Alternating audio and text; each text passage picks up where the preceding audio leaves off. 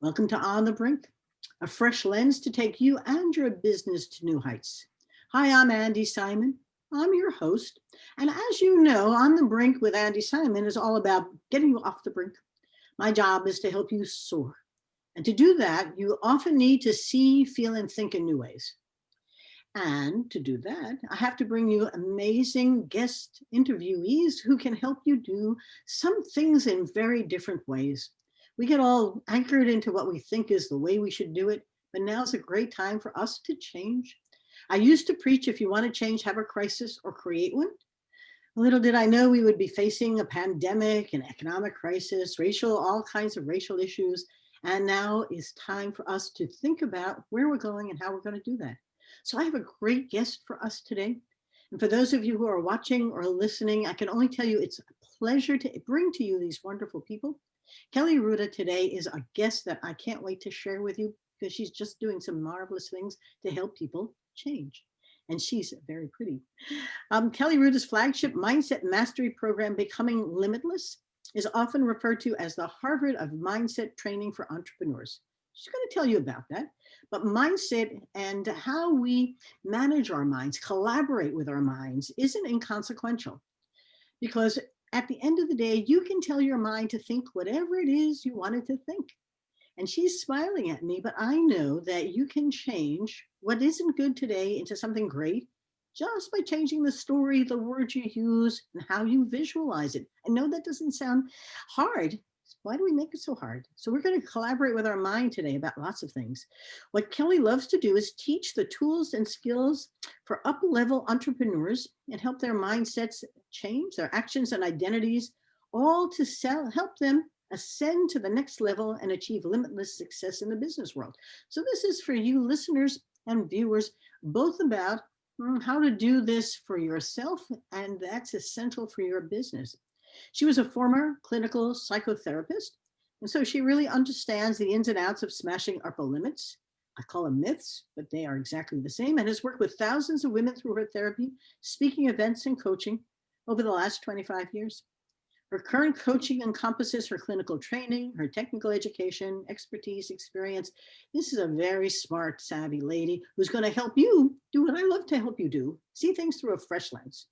So today, let's listen to Kelly tell you about her own journey and then about how you can begin to think about yourself, literally collaborate with your mind and change the way your own life is going in some very important new directions. You got to get off the brink and soar. Kelly, thanks for coming today. Thank you so much for having me, Andi. I'm really excited to be here. I'm excited to have this conversation with you and to deliver some value to your listeners. Well, I'm delighted as well. We're both delighted. Let me ask you the question I start our podcast with. Who's Kelly Ruta? Oh, that is... How much time do we have? Well, in some ways, you become a role model for others who are thinking about their own journey at any stage they're at. And so I love people to hear your stories because it's the best way to make you, I can read this, but at the end of the day, who are you? Yeah, I love this. And I used to be so uncomfortable when people would say, you've really been a role model for me. And now I embrace it because I feel it's a privilege. It really is a privilege. And it's a privilege that I have because my entire story from age 3 on has been about defying the odds and the statistics. I started my life at 3 years old with exposure to sexual abuse. And from there went on to battle depression, anxiety, and eating disorder, and to develop complex PTSD. And in between, got a severe spine injury and was diagnosed with infertility, chronic Epstein-Barr virus. I mean, you name it. It runs the gamut. And I'll be 50 next year which I'm very excited about. But this has not been a storybook life by any stretch of the imagination. And so the reason I feel it's such a privilege when somebody says to me, you're a role model for me, is because my story is about defying the odds. Yes. I don't defy the odds because I'm special. I try to make this very clear to people. It is not about being a snowflake. It's not that some people have been sort of anointed and chosen to be successful and others cannot. It is about creating within yourself, mentally, emotionally, energetically, and behaviorally, habits and skills, and just building the muscles to rise above whatever life throws your way. And, I quite often laugh with my Christian friends. I say to them, listen, next time you have a chat with God, can you do me a favor and ask him why he thought this was a good idea? Because I don't really think I would not have signed up for this. This path was not the one I would have chosen for myself. But the truth is, while all of these things were gut-wrenchingly difficult and hard and very frightening, my rising above them and creating a new story all the time, meaning my story does not end here and it is not going to be defined by this, that has really propelled me into this new world. I did not start off wanting to be an entrepreneur. I did not start off wanting to be a coach or a speaker or any of these things. I thought I was going to be a clinical psychotherapist until I retired and bought a house in Florida or something. I don't know what I thought, but that's how I thought it was going to go. It certainly did not go that way. And I'm grateful every day that it didn't. I'm smiling, bigger smiles than one can imagine, because you are so much like so many of the women that we're working with who feel stuck or stalled and need a hand to energize them to go to the next phase in their own lives in a positive way. But you did this, and this was an awful life coming up to a point where it turned into a beautiful life. Is there magic? Did you have an epiphany? Was there something in the psychotherapy? Give me a little something about how did you change from, oh my gosh, post-traumatic stress therapy and all that is horrible. It is. It's very tough. And I had it for another reason, but this is not easy. Nope. And so what was some of the magic? Is that terrible? I am asked this on every podcast that I go on, because I think part of the human story and connection to story is, what was that one moment, right? That one moment that changed everything. And I wish I could give you one. For me, I feel also very fortunate that there was far more than one. Yes. And so the first started at when I was 14, and I became suicidal for the very first time and demanded from my family that I get help that they did not want to provide. I demanded it because I knew I wasn't going to survive if I didn't figure out how to function in a very toxic, dysfunctional family. And so because I'm a little bit of a fireball, I'm from New Jersey. There's a whole lot of combinations here. I'm a Scorpio. If you know the Enneagram, I'm a full 8. I mean, you name it. I'm a little bit fiery. Even at 14, there was a part of me that knew if you don't get support, you will not be able to do what you were put here to do. And no 14-year-old really knows what they're put here to do. But I kept thinking there's got to be something better than this. It has to be better than this. So that was one sort of awakening. And I was able to get, fortunately, excellent help. I've never stopped, by the way. I've taken breaks along the way, but I've been getting therapeutic support since I was 14 in different ways for different reasons.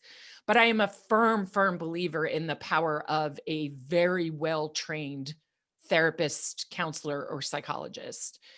Secondly, when I was about 19 or 20, I was studying psychology. I was in the throes of a very nasty eating disorder. So I was very distracted, and I was distracted in class all the time, even though I loved school, I love studying. But when you have any kind of addiction, the voice in your head is really loud and it's very distracting. So I was in class one day with my favorite professor, and she was teaching the psychology of personality. And I was looking out the window, just drifting away, probably dreaming about pizza or cake or something that I wasn't allowed to have. And I don't know why this caught my attention, Andi. I really don't know. I'll never know. But I heard her say, loud as a bell, that voice in your head that tells you all of those awful things about yourself, that you can't do it, that you're not allowed, it's not possible for you, you don't deserve it, you're not worthy enough. She said, that is not your voice. That's the voice of your ego, and you don't have to listen to it. And it was, I'm even getting chills. Just every time I tell the story, I get chills. It was as if I got struck by lightning, because I heard it and I trusted her implicitly. I had taken every class she offered and I developed a relationship with her. And so I trusted everything that she said. And in that very moment, my thought was, you mean that thing that's been bossing me around for 20 years is not the boss of me? Yeah. And instantly the rebel that I am by nature said, then this is done, because I am not listening anymore. If I don't have to listen, I'm not listening. You are no longer the boss. And then it took a lot of work with a therapist to really tune into, well, where is the voice of my truth? Yes. Where's that inner wisdom? Where's that connection to the universe, the divine, God, whatever word you use, to my wiser self? Because this clearly is not it, and I am not listening anymore. And that was also a hugely pivotal moment for me. And then the final one was after I had opened, I moved from, I grew up right outside Manhattan. And 10 years ago, we moved our family to North Carolina. I opened a business, it took off. And we redid a building, we took a big loan, we did the whole thing. And I just found myself one evening after locking everything up and it was quiet, sitting at the front desk. And I went, uh-oh, because I heard inside of myself Yes. a voice that said, this isn't it. Yes. You are meant to speak to more people, to touch more people, to grow and expand yourself more, to be of more service, and also to receive more. And I knew if I didn't listen, that voice was not going to go away. That voice doesn't go away. You can ignore it as long as you want to. You can certainly try, but it will always come back. And then I made a leap of faith, really. And I don't mean that word in a religious sense. I mean, just, I chose to believe in myself and trust myself that that guidance I was getting was truth. And I hired a coach. And once I watched her in action, I knew immediately that was what I needed to be doing to touch more people. So there's three, really. What you're saying though, so many things. I just want to highlight them for whether you're watching or you're listening, because you need to hear them. The first thing is the self-awareness. Mm-hmm. She said something. So, as I do from the neurosciences, that we take information and we create a story in our brain, our mind. We got to collaborate with that mind, because that mind will do exactly what it thinks you want it to do. It wants to go after that pizza, or it wants to go after those chocolate chip cookies, or whatever that addiction is, and you can't control it, but you can.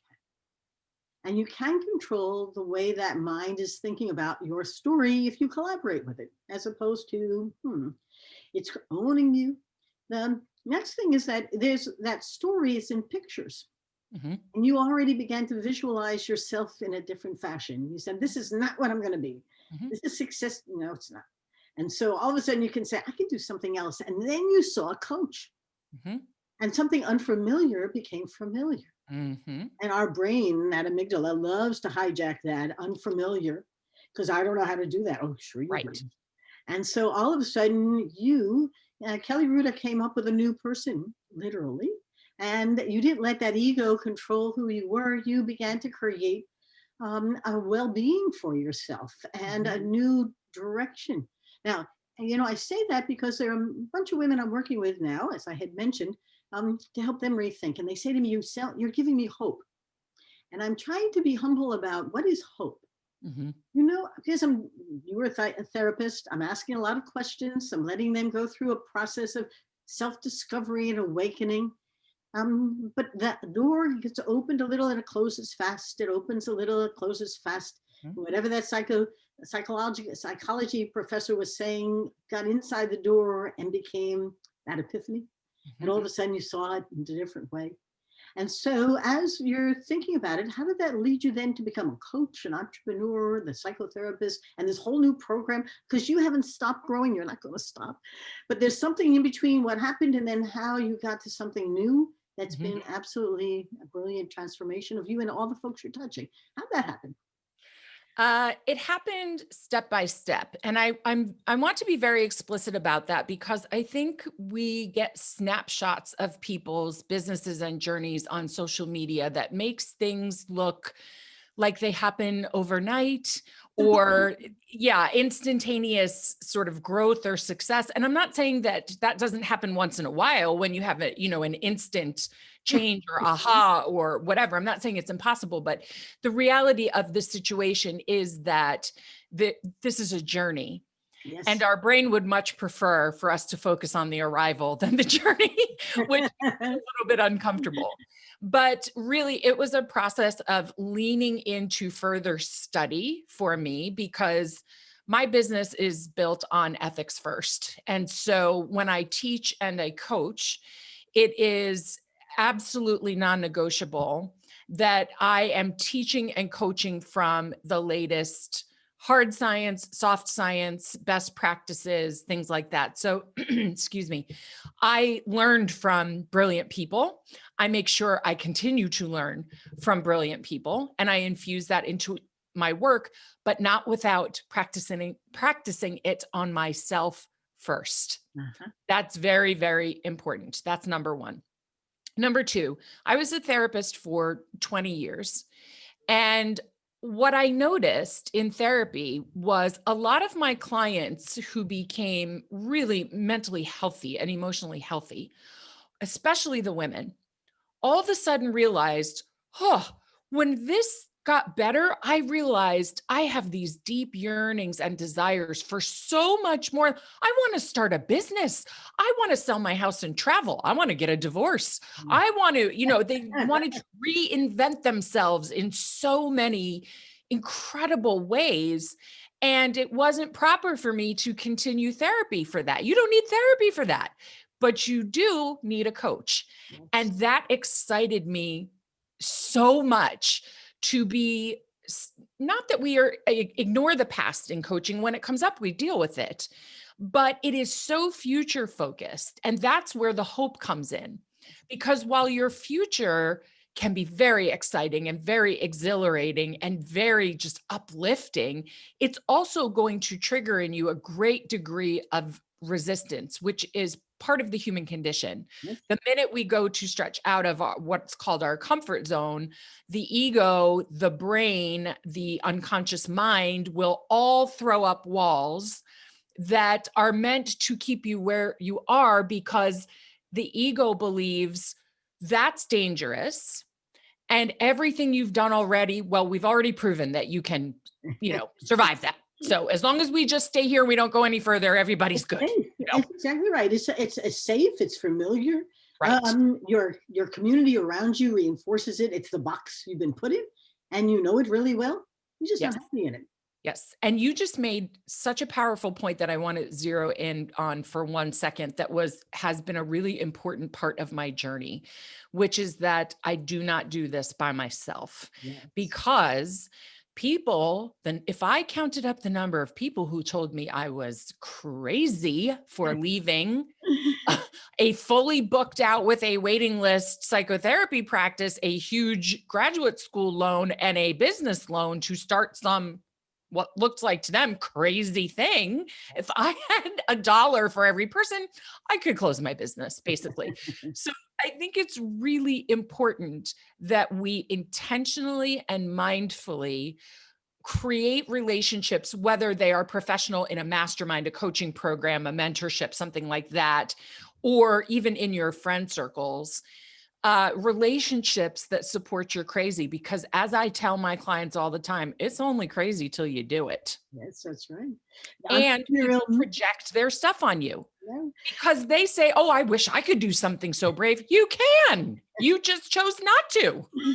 But we work with lots of entrepreneurs. I love the song, That's a stupid idea. That will never work. Nobody will ever fund it. Nobody will ever buy it. And then you do Right. it and they say, oh, that was obvious. And Right. it's Right. always, but I want to emphasize your emphasis because we don't live alone. Mhm. And there are several things that others can do for us or do to us. Those who will undermine your own initiatives will keep you anchored where you are. It's Mhm. more comfortable for them. They don't have Mhm. to change at all. They Mhm. don't really want to change. If you change, that's your pain, not mine. And Yes. it's not personal. Their subconscious, their mind map has you in a place in that movie set in their brain that just loves where you are. Don't change. Yes. If you're going to change, and we've had bariatric patients who committed suicide because their friends all put them down for mayhews and weight, I mean, all kinds of stuff. Oh, But that yes. community matters. The second part is that if you can find the right community, mentored masterminds or mindsets or any kinds of things where others are going through similar transformation as you or want to help you get there, you find a lot of folks who can really be your support team. And Yes. this is a team sport. So I Yes. don't care where you're going, and I know you had a team sport here as well. I did. Let's talk a little bit about that because I think it's important and often overlooked. As if I have to do this all by myself. No, you don't, and you can't. You need So to tell true. a story to someone. So who's going to be your support team, and who did you find as your support team? I grew up with a lot of messaging that ended up very much hardwired in my unconscious mind about, look, you're smart. You've been given a lot of advantages in life. I grew up in a family that had money. I grew up in a safe neighborhood. I grew up well educated. And so I was given these messages: don't ask for help. You should be able to do this by yourself. I'm so And sorry. because I'm so strong and independent, I had no problem taking on that message until it nearly killed me. I'm not even kidding. Until I ended up with the Epstein-Barr virus because I got very, very run down from doing everything myself, and my immune system was compromised from the stress. And I ended up with this virus that has had really severe consequences on my health and well-being. And it was quite the life lesson. But prior to that, many years prior to that, I played high school and college volleyball.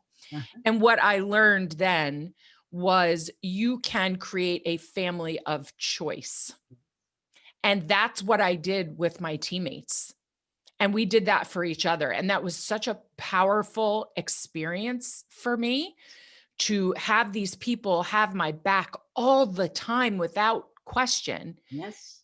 And it took me a bit to remember that lesson and apply it to entrepreneurship. Yes. But the minute I did, and I was very discerning about which mastermind am I getting into, because I know the power of a well-run group, and I also know the power of a poorly run group. And so I was very hesitant and very discerning.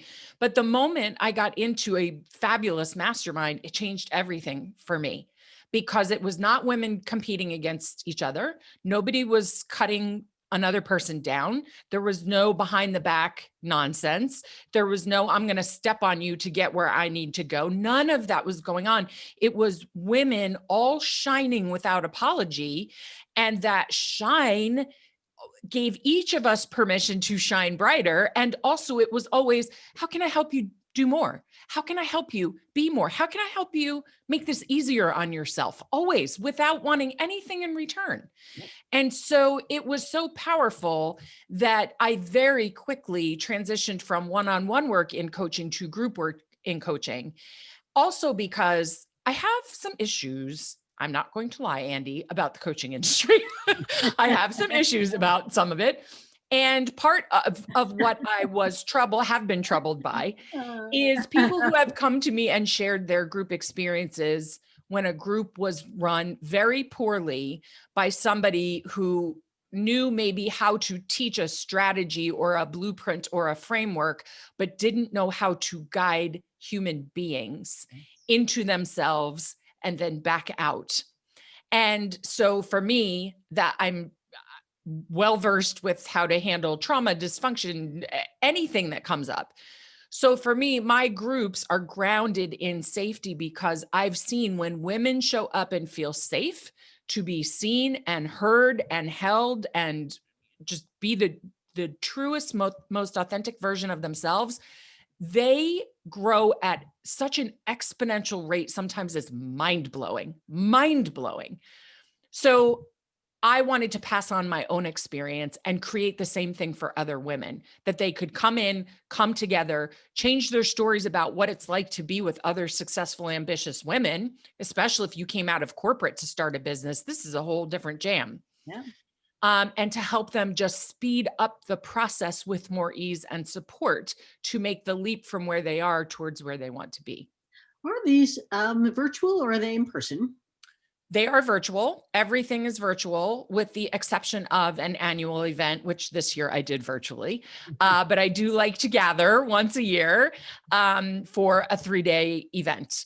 I am as hardcore introvert, believe it or not, as you get. I love to be alone. I enjoy my own company. But it is really nice to be with these women in person that I have now worked with for months and months, sometimes a couple of years, and just gather with them in person and look them in the eye, face to face, hug them if they want a hug, and just be with them. But primarily this is virtual so that people from other countries can participate. I think this is just so exciting to listen to you. Exciting being a little selfish about the work that we're doing with women, and the treat of meeting you through our podcast. How would we have met otherwise? It's sort of like, wow, there's magic going on. I'm not at all upset with virtual at all. Me either. 2020 has been a rich year for us, but Mhm. the gift of giving to others is a gift, and it gives us something as well. Are you familiar with the science of well-being, that course that came out of Yale? So I took it. I have a bunch of clients in the mental health area. Mhm. And one of them said, you must take this before you can work with us. So I said, okay. And it's full of the kinds of things that are simple for people to go from bad to good without realizing it. The students at Yale were all depressed. Mhm. They got their into Yale. They're all depressed. And so the essence of the course was, where's the science of well-being, of happiness, kindness, Mhm. talking to people, Mhm. sharing, eating well, exercising well, like living a good life. Mhm. People who eat dinner together and talk, not on the cell phones, but talk 3 times a week, have no depression. A third of the US lived alone. A third of the US was depressed. I didn't quite know whether that was simply correlation or causation. Yeah. But I think that there's something going on, whether it's being able to get a mastermind group together or simply a meetup. And I'm finding that it is essential now. People say, how do you handle the remote workforce? I said, just meet up, let people talk, share what's going on and begin to see how you can help each other. Mhm. And I think it's a transformational time to better get to someplace we don't know necessarily. And my last thought, and then I'll let you wrap, is that there's tremendous work about Homo prospectus. Humans are Mm. futurists. Mhm. People have said, you're a futurist. My podcast is one of the best 20 futurist podcasts. I didn't know I was a futurist. I knew I was an anthropologist, but a futurist, I always thought I was looking backwards, but now I know that we can't look backwards. We got to look forward. Mhm. And if you can't see the future, you can't live today. And I share that with you because, Kelly, what do you see in your future coming? Is there something there that's shareable? Mhm. There's so many things coming. First of all, I've been having this conversation with a lot of people lately who say almost verbatim the same words. I feel something big coming for me. And my job is to evolve with the world, not go against the evolution of what's happening. Yes. And as long as I can do that, I think big things are coming. And so there's just this sort of sense, that you can feel that something amazing is going to be on the other side of this. But then specifically, I am looking, in the next couple of years to my first book, which I'm very, very excited about, starting a podcast next year, and getting to do my favorite thing, which is to speak from live stages again. That is hands down my absolute favorite connection activity, which sounds odd. It's one way, but to be honest, I walk onto a stage of 100 or 1,000 people, it makes no difference. And my thought is always, if my words land on ears that needed to hear this right in this very moment today, right here, and it changes something for one person in the audience, then I've done my job.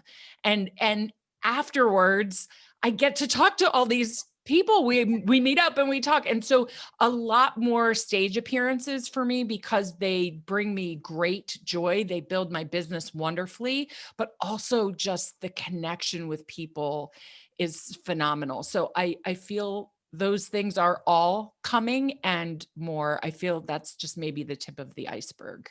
Wow. So I think that there's going to be more times to get Kelly to come back on I and love share that. her journey. You said so many powerful things today, because I do think that it's time, and I agree with you, that the times are changing in a dramatic fashion.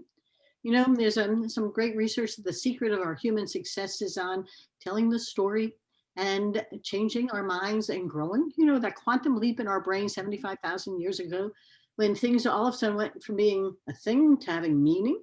Mhm. And that meaning, that symbolism, clawed into a story that could be shared from one generation to the next.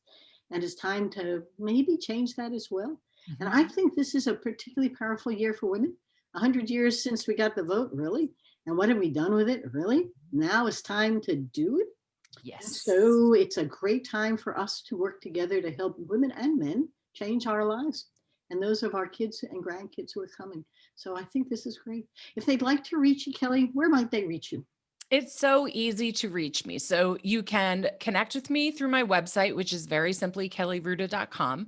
You can find me on Facebook and you can send me a message. I answer my own messages. And same thing with Instagram, which is just at Kelly S. Ruta. We are currently revamping our LinkedIn page and our YouTube channel. So that's in the works as we speak. But those are the three easiest places to connect with me. And if you feel, the urge to send me a message and share thoughts about our conversation today, I would love to hear them. Well, this is so much fun. Well, to all of our listeners, I promise you on the blog that goes with the podcast, we'll have all that information as well. And it's been a pleasure to share our time with Kelly Ruta, who has some marvelous insights for you if you want to see, feel, and think in new ways about you, your business, but really about our society as a whole. There's something bigger going on. And while we can talk about us or even our business, what we're really talking about is a social and cultural transformation beyond our imagination. Remember, I'm an anthropologist. And Mhm. every time I step back and look a little bit about what's happening, I see a tsunami, something that's beyond any single one. So I'm very involved in the Women's Business Collaborative. Those of you listening should take a look at it. It's an organization of organizations. And what Edie Fraser has done is pull together these organizations to begin to transform the things that we're each working on our own, but together. It's not quite a meetup, it's more powerful. But how do we get more women into the boardroom? How do we get more women of color in that boardroom? How many women in the C-suite and not just in HR or marketing? I mean, the boxes that the guys put us into, time to smash them. And so my new book out January 2021 is called Rethink, Smashing the Myths of Women in Business. And you'll read about 11 women, including myself. You can actually read my own story in there about how we didn't accept what we were told we couldn't do. But instead, the myths about our society create this illusion of a reality, that ego that creates an illusion. And we think that's real, but it's not. And so now it's time for us to rewrite it ourselves. And we'll be launching that program that goes with it to help you do the same for you and your life. I hate to say we sell hope, but right now, this is a time where lots of people, women, are ready for some hope. So, Kelly, it's been a pleasure. Thank you for joining me today. Thank you so much for having me here today. This conversation has absolutely lifted my heart, my soul, my energy, my mood, everything today. So I so appreciate you for inviting me, but also for having these really powerful conversations that people truly need to hear right now more than ever. So this is a real service you're providing for people. So thank you for doing it. It's a pleasure. And I refuse to monetize this, although maybe I will someday. I just am happy to share. And Mm, then I get people like yourself who want to as well. And we mhm. all get high on the moment, don't we? Yep, we do. Secret of our well-being is in sharing kindness and talking, and I can't tell you how much I appreciate it. So for all you listeners, keep sending me those emails. Tell me who you'd like to hear. Subscribe, share, enjoy, and enjoy your day. Please stay healthy and well, and remember, if you're on the brink, it's time to get off the brink and soar. You've got a moment, and today may have been your aha moment, and Kelly may have been your role model, or at least a little inspiration that says, we all can do it. Bye now. Have a great day.